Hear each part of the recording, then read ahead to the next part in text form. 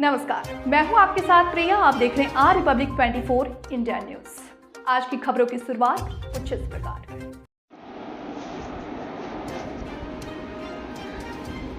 Toyota mobility foundation के तत्वावधान में आयोजित सस्टेनेबल सिटी चैलेंज में वाराणसी को विश्व के 3 शहरों में चुना गया। आज 27/6/2024 को कैंटोनमेंट स्थित होटल में टोयोटा मोबिलिटी फाउंडेशन के तत्वावधान में आयोजित सस्टेनेबल सिटी चैलेंज का लॉन्च इवेंट किया गया।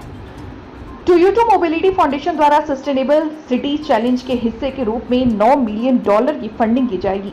वाराणसी में औसतन 7 करोड़ से अधिक पर्यटक और श्रद्धालु आते हैं। शहर को सुरक्षित बनाने के लिए डेटा ऑपरेटेड समाधान हेतु इनोवेटर्स और स्टार्टअप्स को आमंत्रित किया जाएगा, जिससे काशी आना और भी सुगम हो सके। महापौर अशोक तिवारी ने बताया कि धर्म एवं अध्यात्म की नगरी काशी में श्रद्धालुओं, पर्यटकों एवं स्थानीय निवासियों की सुविधा हेतु टोयोटा मोबिलिटी फाउंडेशन द्वारा सस्टेनेबल सिटी चैलेंज में काशी का चयन हम सभी के लिए हर्ष का विषय है।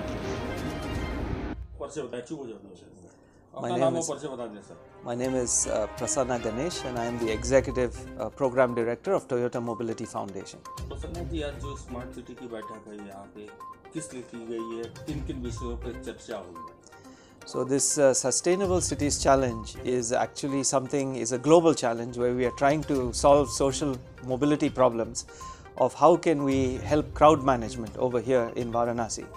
It's a global challenge that we've actually done in 200 cities actually applied for this challenge, and from these 200 cities we selected 3 cities globally, one in America, one in Europe and one in Asia, and for the Asian city it is Varanasi that was selected.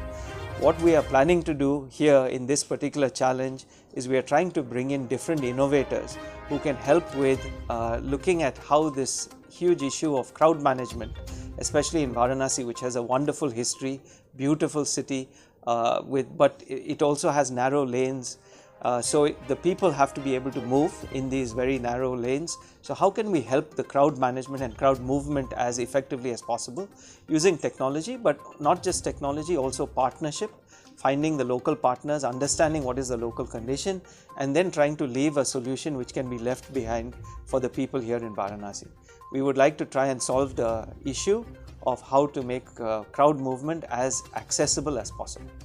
तो आज meeting में कौन-कौन लोग भाग ले रहे हैं इसमें? Today's meeting is just all of the key stakeholders from Varanasi, and we're very happy that all of them could come here, including our friends from the media. Thank you very much. मैं विक्रम गुलाटी, मैं country head and executive vice president corporate affairs and governance with Toyota Kirloskar Motors. प्रयास किया जा रहा है आपकी ओर से smart city बनाने के लिए वाराणसी को, तो आज यहाँ एक मीटिंग रखी गई है। किन-किन विषयों पर चर्चा होगी, क्या आप लोगों ने सोचा है, किस तरह से इसको स्मार्ट सिटी बनाया जाएगा बनारस में? देखिए, ये स्मार्ट सिटी प्रोग्राम का आज नहीं मीटिंग है, ये मीटिंग सस्टेनेबिलिटी सिटी चैलेंज का है।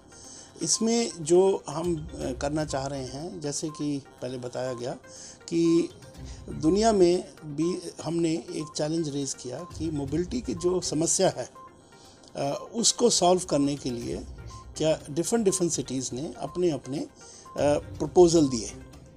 उसमें से 200 सिटीज़ से मिले। इन 200 सिटीज़ में 18 सिटीज़ इंडिया से भी थी। फाइनली 3 सिटीज़ सेलेक्ट की गई हैं, जिसमें से वाराणसी एक है जो एशिया में ही ओनली सिटी है।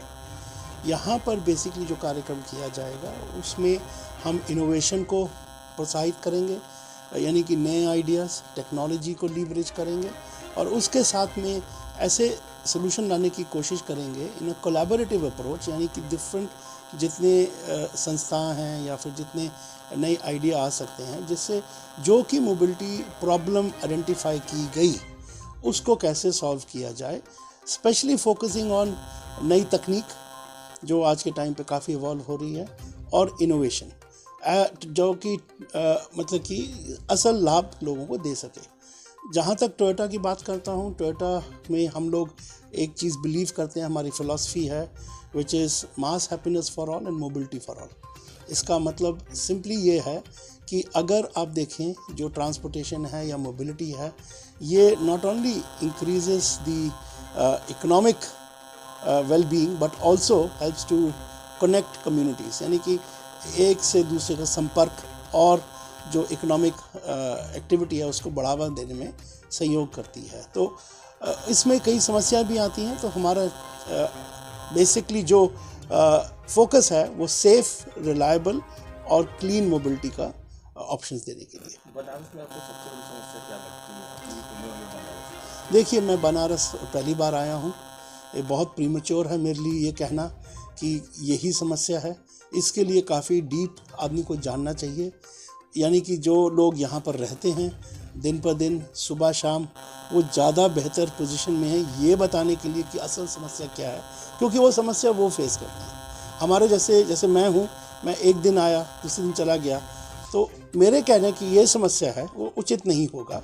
इसीलिए हम ये जो प्रॉब्लम आइडेंटिफिकेशन भी जो लोग इफेक्टेड हैं उनसे करने की कोशिश करें।